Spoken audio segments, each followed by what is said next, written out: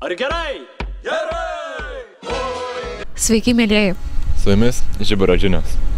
Po atostogų grįžę, iškankinti, nualinti, bet pailsėję. O kas tave iškankino, Ievutė? Mane iškankino visai sėkmingai praėjusius kalbėjimų įskaitus. Ir kodėl jūs taip kankino, taigi juk čia labai lengvas dalykas. Geriau pažiūrėkim, kaip jautėsi kiti mūsų kolegos per šį didį išbandymą mūsų gyvenime. Bandymų metą. Pažiūrėkim. Labas, Kamilė. Labas. Kaip tau sekėsi kalbėjimų įskaitose? Gerai, ačiū. Pakomentuok plačiau. Labai gerai. Kaip? Geriausiai vertinimai. Kaip vertintojai, ar buvo geri? Gerai nusiteikę, antraukam linkiu nieko nebijoti, nes viskas bus labai faina ir įskaitos yra nesunku. Tik tai reikia truputį padirbėti stipriau prieš jas. Ar esi patenkinta rezultatais? Taip. Paukštis, labas. Kaip tau sekėsi kalbėjimo įskaitose? Mano kalbėjimo įskaitose sekėsi visai neblogai, šiaip iš tikrųjų nieko gero. Tai 3 neišlaikiau. Meluoja, žiauriai. Aš nežinau, ką dirbsiu. Tai va, ir Žinokite, eisiu į profį. ar esi patenkintas rezultatais? Žiauriai, ne? 3? Labas, Marija, kaip tau sekėsi kalbėjimo įskaitose? Labai gerai, labas, Ieva. Pakomentuok plačiau, kaip vertintojai, kaip tavo pačios įvertinimas, ar esi patenkinta? Aš tai esu patenkinta, aš padariau viską, ką norėjau ir nieko neužmiršau, nieko nesuklydau, bent jau man taip atrodo, o kaip vertintojam atrodo, tai aš nežinau. Gal palinkėtum ką nors antraukam, nes jų kalbėjimo įskaita artėja? Palinkėčiau gal susikaupti ir nepamiršti, ką yra iškalę. Kaip tau sekėsi kalbėjimo įskaitose? Labas, Ieva, pakalbėjau kažkiek. Pakomentuok plačiau. Kaip vertintojai, kaip tavo paties balai, ar esi patenkintas? Pirmoji mano įskaita praėjo gana nesmagiai, nes iškalbėjau daug laiko, bet man nelabai patiko žmonės, kas ten buvo, bet rezultatas geresnis, 9 gavau, o anglų tai labai patiko. Labai ačiū mokytojai Grybauskienei, kuri labai su šypsena pakėlė irgi nuotaiką ir buvo labai smagu ten ir viskas.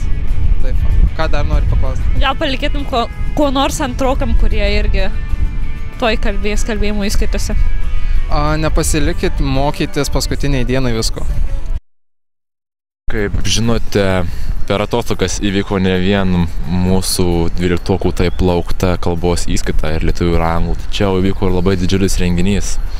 Tai yra Evelinos ir Viliaus vestuvės. Todėl dabar Evelina išvykus Maroke į postinę kelionę. O dėl to klausimėlį pavaduoja Kamilė Prusgaitė.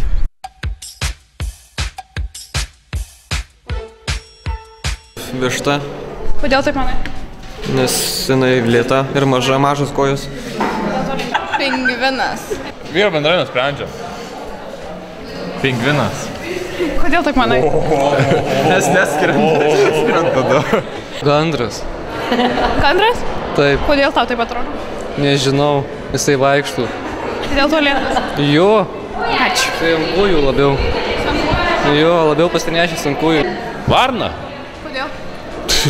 Tik du sparnai? Striutis. Kodėl taip manai? Nes negali skristi. Edvardas Petkevičius. Kodėl? Nes jis neturi sparnų. Dėl to jis lėčiausias. Jo, arba tu gali irgi būti, nes kaip matote, jos įsivystymas yra visai kitokis. Čia matote tik mentis, o be menčių nėra sparnų.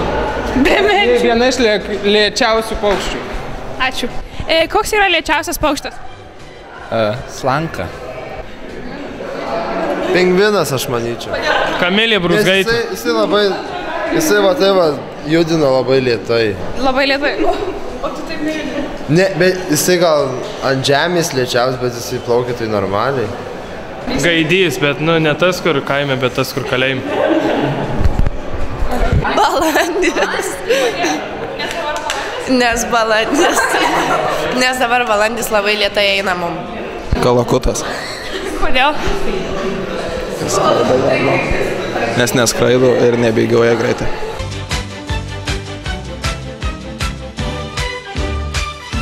Šią savaitę žiniose tiek. O iš tikrųjų tai turiu vieną, čia netgi man reikia perimti mikrofoną iš tikrųjų. Turiu labai didelį prašymą iš mano gero draugo Mariaus Marinausko. Jis labai nuoširdžiai nori pasveikinti Darių Šneiderį su juo gimtadieniu, kuris vyko balandžio 9 dieną. Sveikinam ir mes. Labai nuoširdžiai sveikinam ir linkim visko labai daug gražaus. Su jumis buvo Žiburio žinios. Ar gerai? Gerai!